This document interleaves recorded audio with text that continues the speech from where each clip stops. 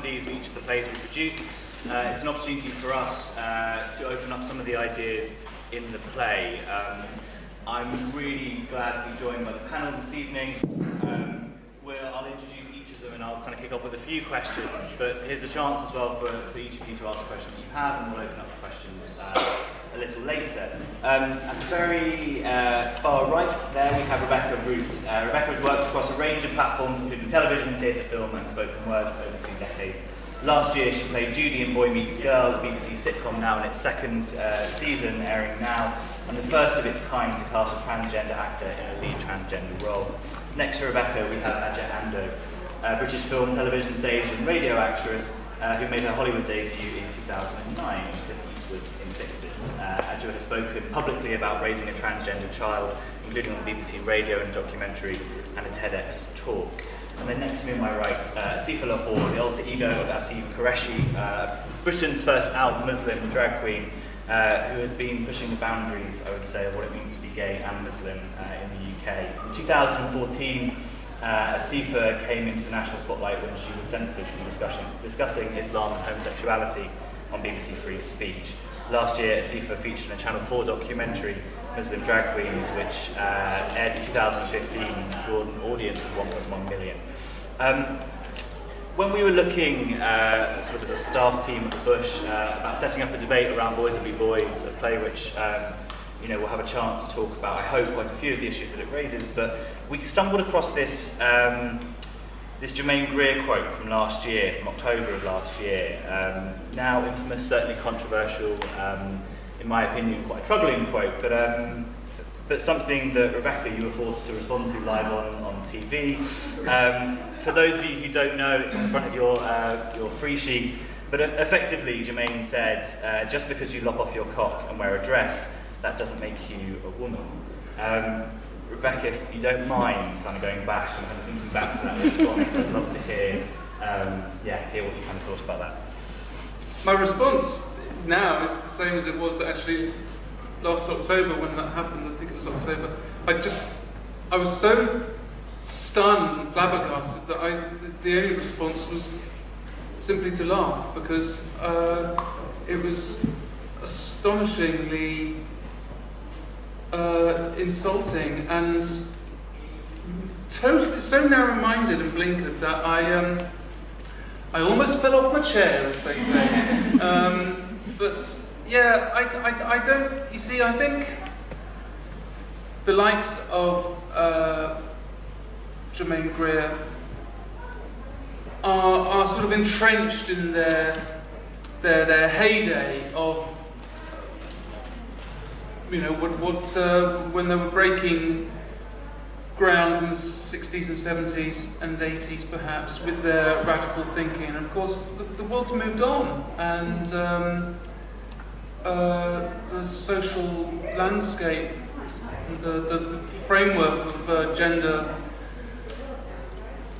fluidity and identity in society is not the same as it was when she was bashing out her theories. So I was, in a way, I was saddened, really, by her comments as much as anything. Adjoa, we were talking before about that same quote and your response. I was just so disappointed at the complete misunderstanding. My middle kid is trans, and it's about the essence of a person, and he was so clearly who he is, and he was so clearly for a long time frustrated and confused and unable to articulate what it was that troubled him so deeply when he was still a girl. And what troubled him was he was not the person that he was born to be. He just wasn't.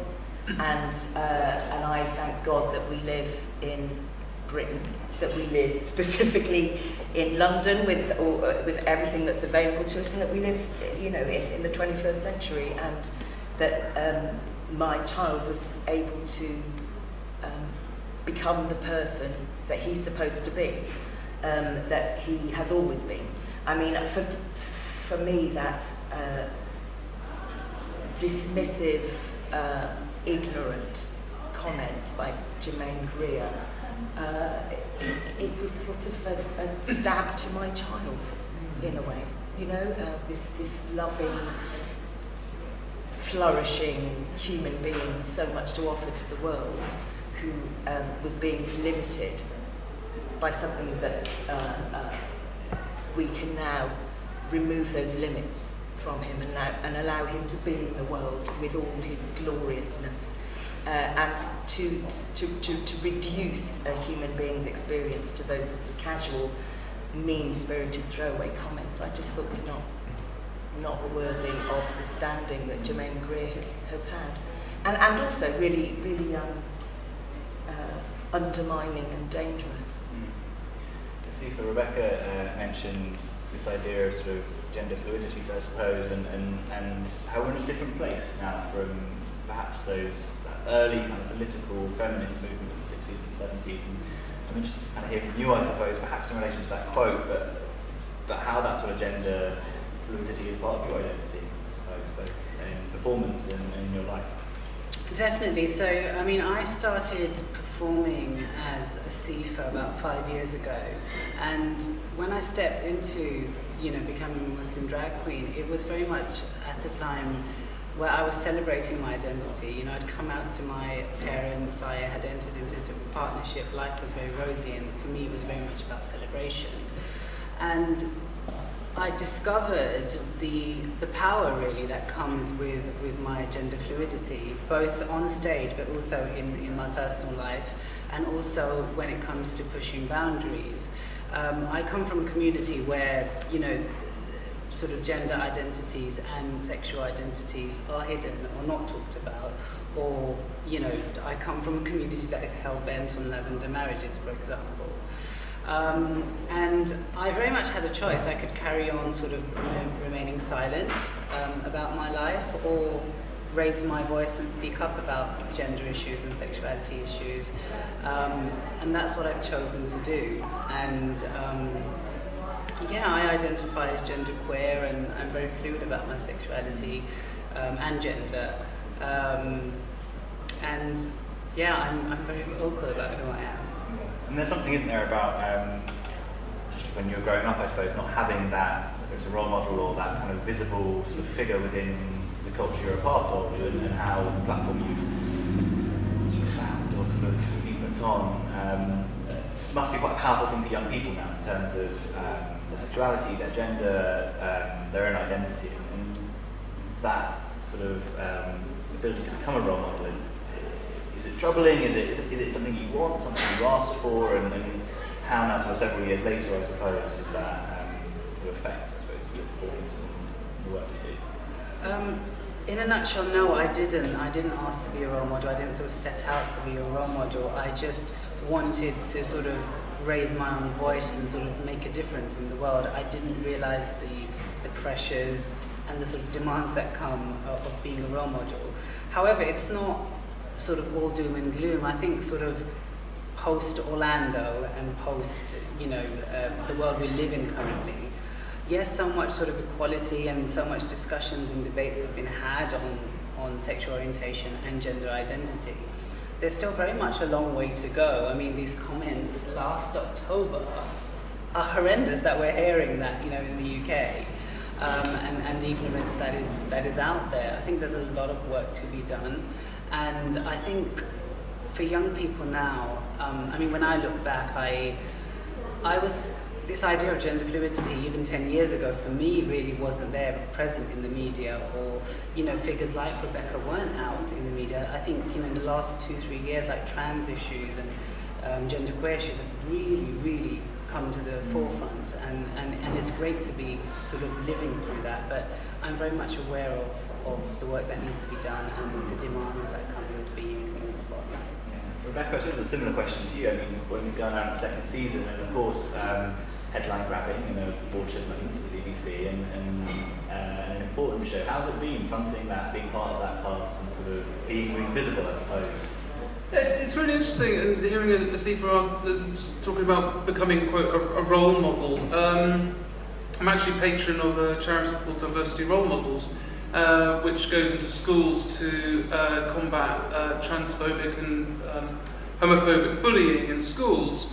And it's each workshop is facilitated by an educator, but a volunteer role model will also attend and will describe some of their experiences of being a person from the LGBTQI community. And I was asked to be a patron because when I was growing up, I had no role models. There may be one or two people in the media who were trans or gay, lesbian, etc. And I felt it was important to be to stand up for my community and hopefully to give some exposure to the experience of being trans in my instance, well actually I'm bi in fact, because I checked 2 boxes in that little sequence of letters.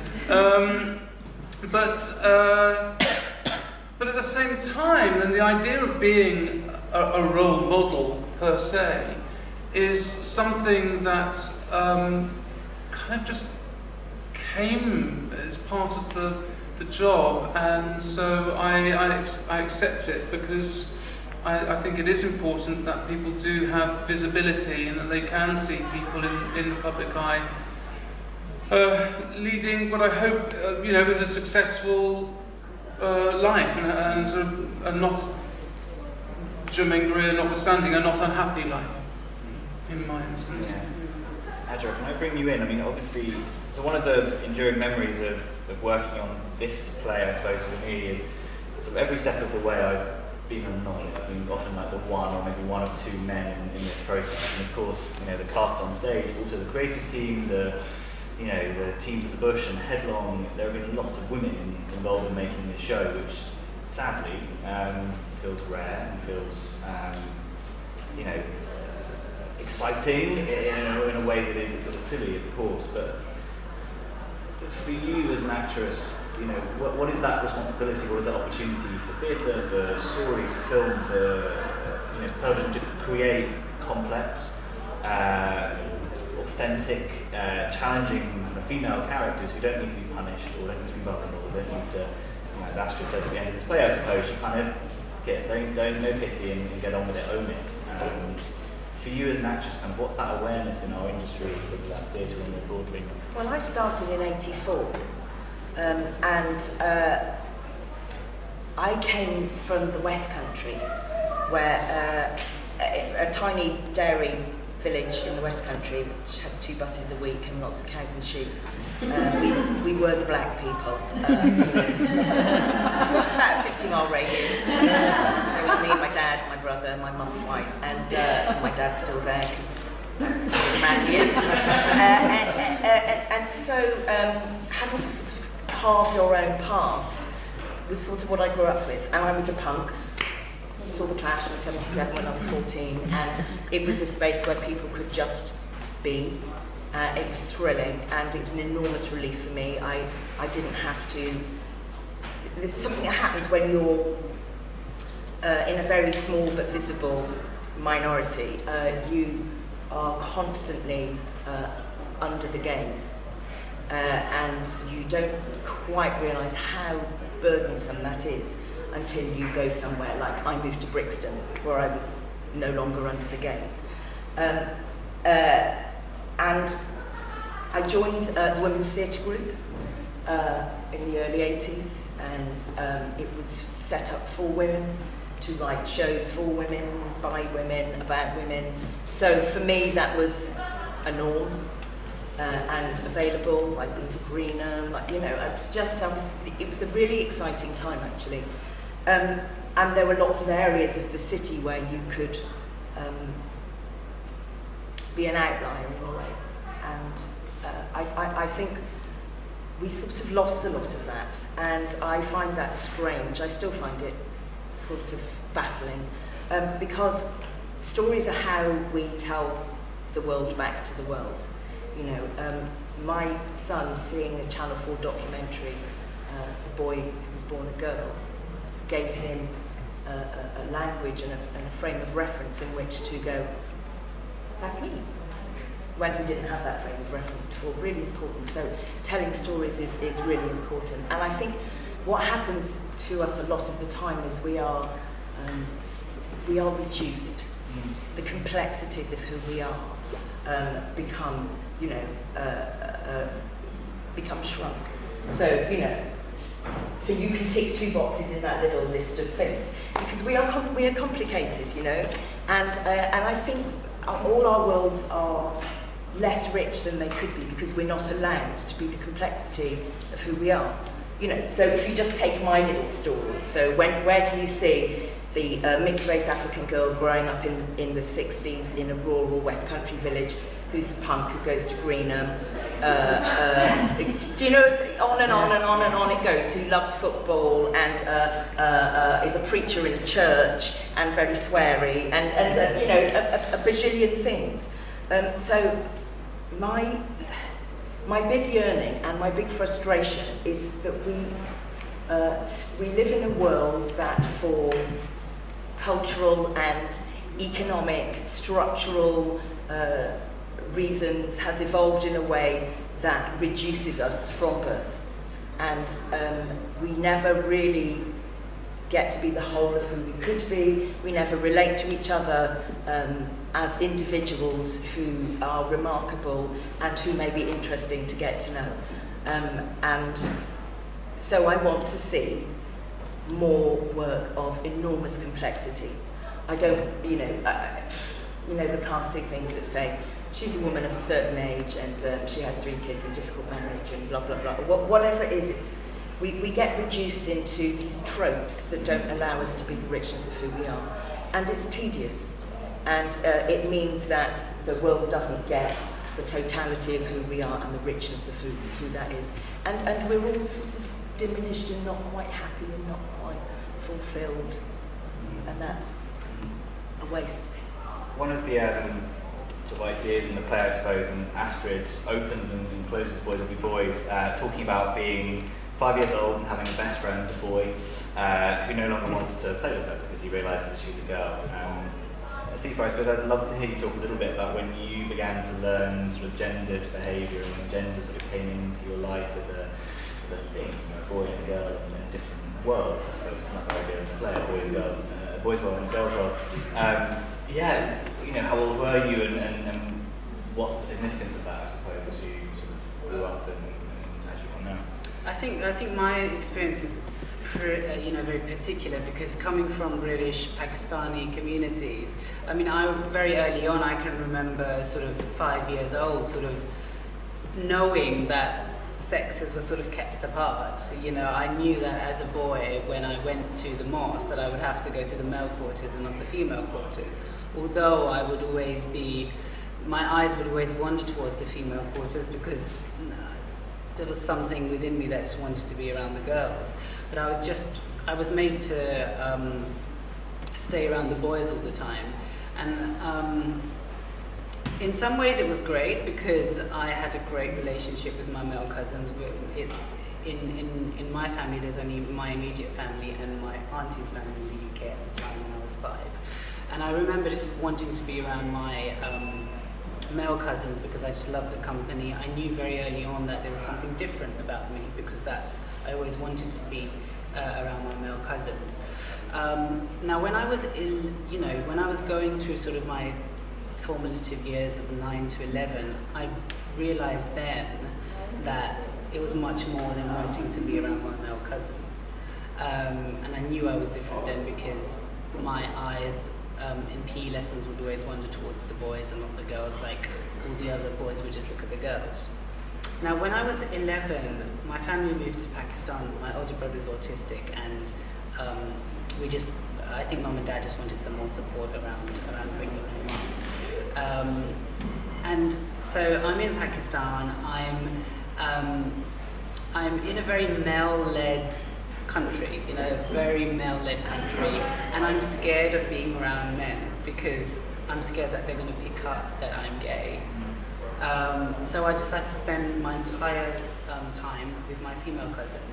And although it was frowned upon that, Asif is spending more time with the girls than he is with the boys, I was allowed to do that, I think, because I was the British child. I was,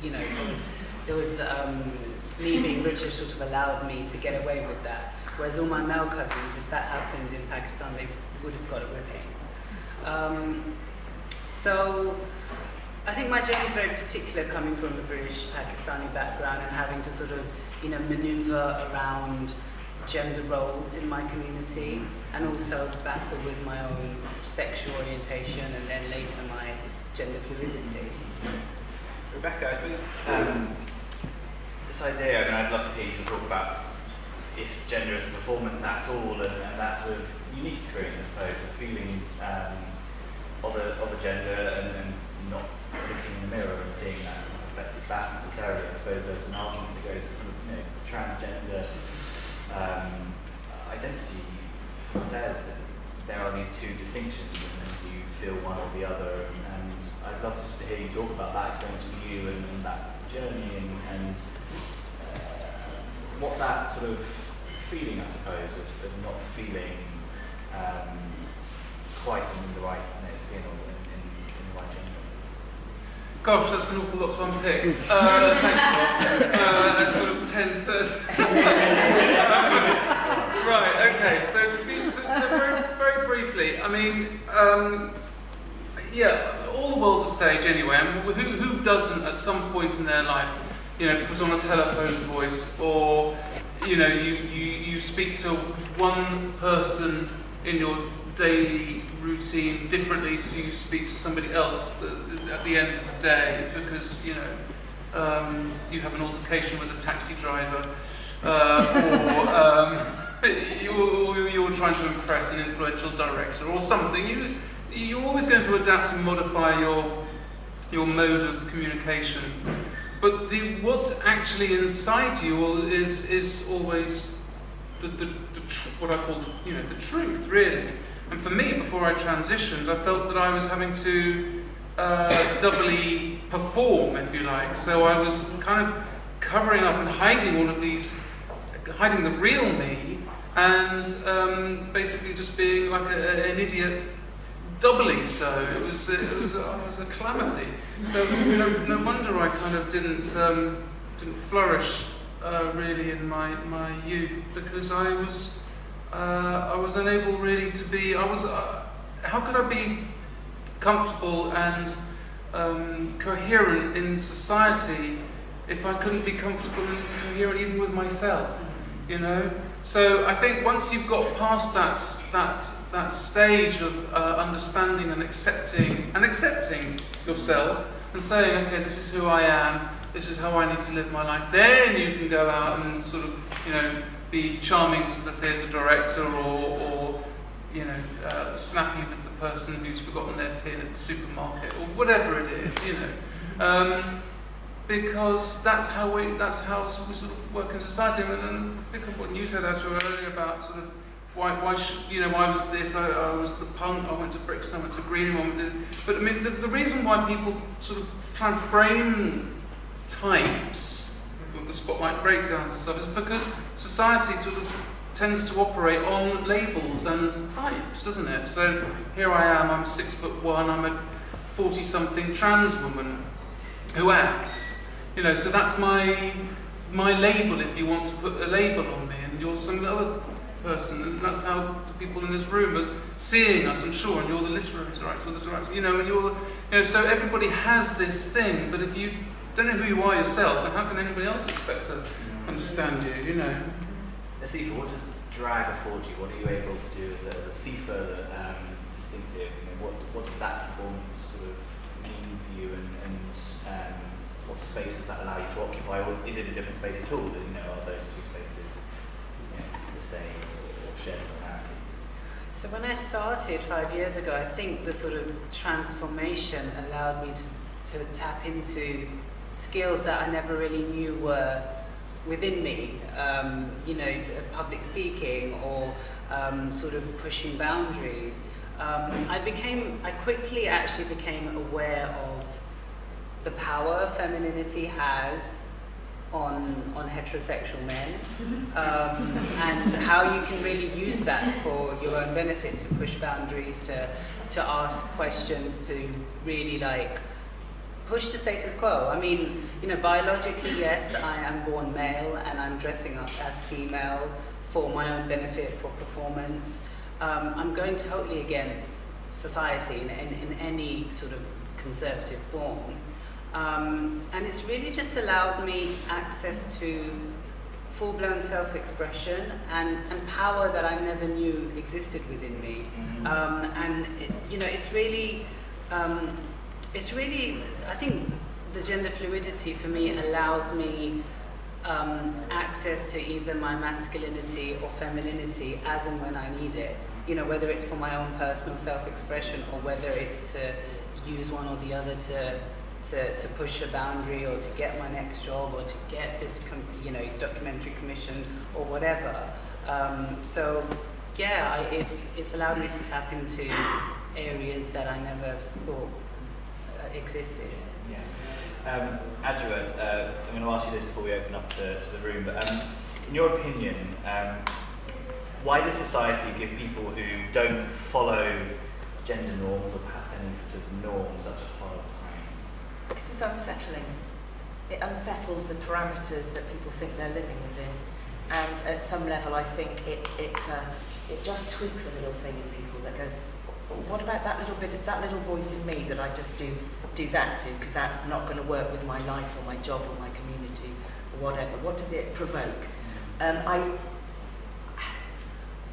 think back to when my kids were little, and pre school. I remember the grief I felt when they started school, and I thought, here you go, welcome to the machine. Off you go. That freedom, that crazy curiosity, and that, you know, ability to do anything, imagine you are anybody, how that is about to get channeled into specific ways that I think are really unnatural. And I think that at base, somewhere inside us, there's the intuition that we are not living the full naturalness of who we are. And that what we call, you know, the norm is an artificial construct that we all live in. And actually, I think as we get more, as we've become more global, there's an amnesia and a reductionism that happens. You know, a lot of the world has always lived in a much more fluid way. But you know, get me on my thing about the capitalist machine and how we all have to, you know, fit your role so that you can do the things that need to happen, so that the machine can work and money can happen. I really feel that to allow human beings to express the whole of who they are is societal threatening at a profoundly deep level. So these incremental shifts that we're making, we have to hold our courage and keep pushing with them. You know, my children, when if I talk to my kids about being bisexual, they go, oh, you're so 20th century. You know, because they're a generation that sort of like, you know, the given is that life is much more fluid than that. In all its aspects, including who they are as human beings and what they might do and where they may live and who they may love, all of it is much more fluid. And I think that's profoundly disturbing for people who want a very specific certainty that does not allow for flexibility and richness. Are there questions in the audience?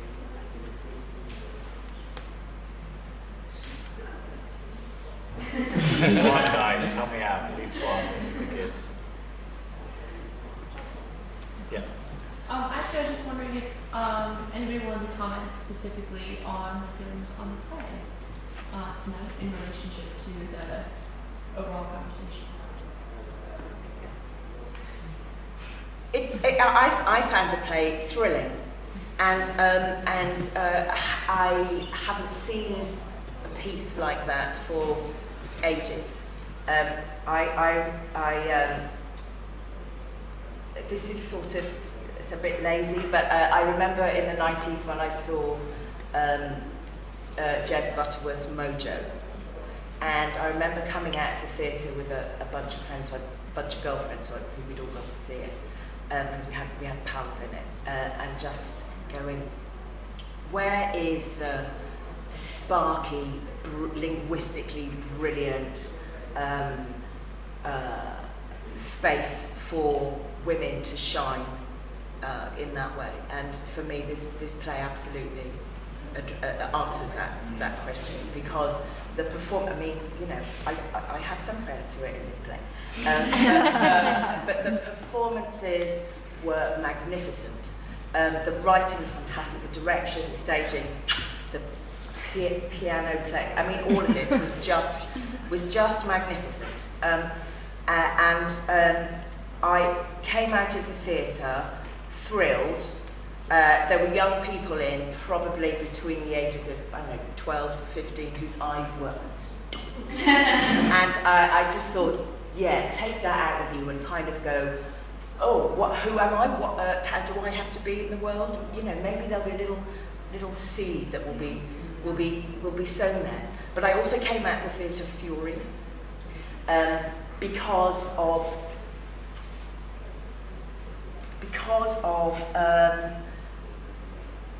the brilliance of those women in those roles, and the notion of women in this man's world and being as sharp and smart and strategic as any of their male counterparts, and thinking, what is the context in which we see women in the world inhabiting those roles, if you wanted to frame a story in that way? And thinking, I'm trying to think of what they are. And I don't know if we as women have it in the world. What is the context in which our sharp acuity and brilliance shines in a female context? And it wasn't a fury at the play, it was a fury at the world, and a fury at myself and my female peers, colleagues, in what world are we, what spaces are we creating for women to be that fabulous? So interesting. So I saw Ghostbusters last night, and you know, here's a remake of a film, a well-loved film that has, before it's even been released, been targeted and kind of pulled apart by men who don't believe that women can go off and fight ghosts in this remake. Without giving away too much of the film, they respond quite neatly and quite brilliantly to that criticism. But what was really quite thrilling, actually, was watching an action comedy film with wonderful, brilliant women at its heart. It makes all sorts of statements in doing that, but also as a film it stands alone. It's a classy remake of that original, but it stands alone, and it proves that actually these women can go off and fight ghosts, and can do that in a way that is a huge blockbuster hit. And it does remind me that feeling when I first read this play, a year and a half ago. Plays, in my opinion, get programmed because they feel completely extraordinary and different to every other play that you read. And when you're reading 10 or more plays a week, great plays like this stand out because they feel different, they feel distinctive, they feel challenging and unusual. And I would say this play completely ticks all of those boxes for me, and it's why this play ended up on stage, in a production, The Bush and Headlong, because those plays are rare still. I don't have to work very hard at all to see the plays about straight white men coming in through the inbox and getting higher and higher and higher in that pile. Those plays will just keep coming and coming and coming. As soon as you kind of move the needle a little bit, you have to work hard to find those plays. And I would say this, and Melissa's writing gives us something thrilling and new and challenging and surprising, and that for me still is a joy in this play. I don't know the record, Asifa, if you wanted to respond to the play. You've seen it this evening and it's fresh in your memory. It's really interesting. You know, I couldn't help wonder how I would have felt had I been cast in this play, because it seems to sort of, you know, open up so many questions about. I think one of our actors is here who plays, I didn't recognise him.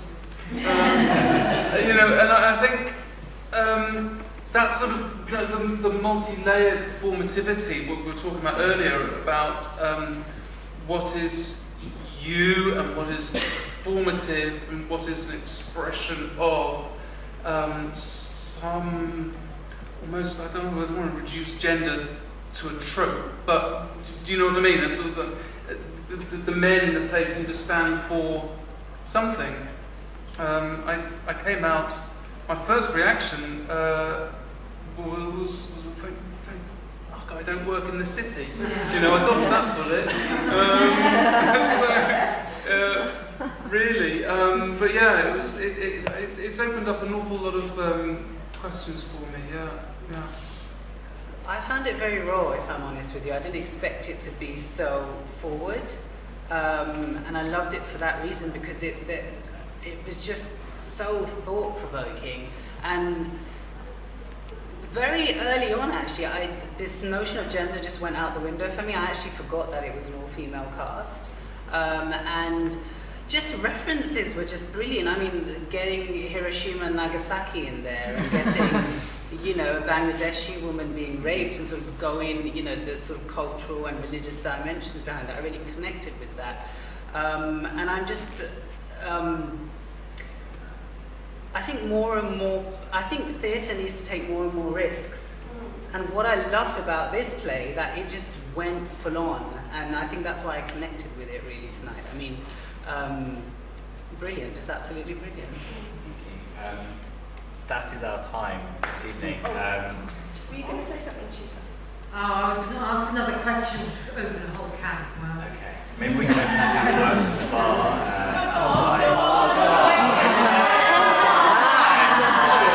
Open that can of worms. I'll just say, just very quickly, that as an actor, it's been a real thrill to do this play, because it's such a fascinating thing that all hold yin and yang in us, and we've also been taught so much, and so to be able to explore that both in male and female characters, but also just being a female in the female characters that we have. One of the lines that for me sticks out is when Isabel says to Astrid, well, you want to be the John, you don't think I can be the John.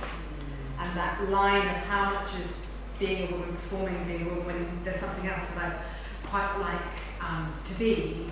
But in just response to what you were asking, Adjoa, it's something that I'm very curious about, understanding an extent to which our gender roles are learnt, and that this play is about women in a masculine world taking on masculine traits and performing the kind of misogyny that they don't want to experience. But are there spaces where women are powerful, and is there a particular kind of power that is feminine? That's something that it's just always, I'm always trying to figure that out. So I didn't know if anyone had a response to that. What feminine power? Kirsty Bushell's certainly a very sexy, you know, tough cookie, isn't she? And she sort of seems to kind of, you know, stride that the no man's land, the borderland, the hinterland between the two, very skillfully and adroitly. You know, it's a stunning performance. I suppose actually that's the question for me, is where can that sort of woman, where can Astrid be that brilliant, but not in a man's context? Where's the equivalent context for women to be that mercurial and brilliant and varied and, you know, along that continuum? It's that's the. It's really, for me, that's really an interesting question, because in order to harness feminine power, I've had to really go to the extreme of exaggerated femininity. I mean, as a drag queen, you know, makeup, styling, it's very exaggerated. And I've had to harness that power in order to build my career, in order to raise my voice, and that's how I've managed it, is actually getting femininity and actually really pushing it to the extreme.